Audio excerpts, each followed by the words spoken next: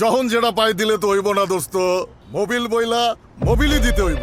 Mobil বইলা table দিলে তো হইব না। ঠিক মোবিল দিলে ইঞ্জিনে গাছ জমবো না, ক্ষয় হইব না, অতিরিক্ত গরমও হইব না, গাড়িও যখন তখন বয়া থাকবো না। তাইলে এখন থেকে সব ট্রাকে মোবিল ডেলবেগ লেজেন্ডই দিমু।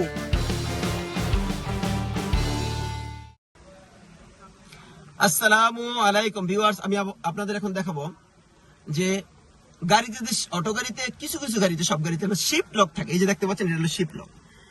অর্থাৎ গাড়ি যখন রাস্তায় হঠাৎ করে বন্ধ হয়ে যাবে তখন কিন্তু পিছনে জ্যাম পড়ে যাবে। সুতরাং আপনি যদি আপনার গাড়ি নিউট্রালে করে বাম পাশে না আনতে পারেন তাইলে কিন্তু এটা বিপদ হয়ে যাবে। সুতরাং তখন কিভাবে আপনি বাম পাশে গাড়িটা নিয়ে আসবেন সেটা আমরা দেখাবো, এবং শিফট লকের মাধ্যমে কিভাবে এটাকে গিয়ার লিভারটাকে নিউট্রালে নিবেন, কারণ নিউট্রাল না নিলে তো আপনাকে ধাক্কাইলেও গাড়ি যাবে না। সুতরাং সেই কারণে সেই প্রসেসটা একটু ডিটেলস আমি আপনাদের একটু শিখাবো। এখন দেখেন, যখন এই গাড়ি বন্ধ হয়ে যাবে তখন কি করতে হবে, আপনার এই ব্রেক সিস্টেম আছে এখানে, যে ব্রেক অর্থাৎ অটো গাড়িতে তো এক্সিলারেটর এবং ব্রেক দুইটা থাকে।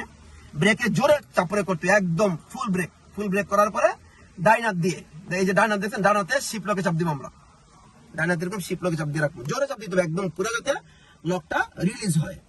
আর এরপরে এই অল্প অল্প করে না, পুরোটা দিব, চাপ দিব, দিলে পরে তারপরে এই যে এখানে এই রিলিজ লিভারটা দইরা গিয়ার লিভারের তখন টান দিতে হবে। দেখেন, টানটা দিলে সাথে সাথে দেখছেন এই যে চলে আসছে।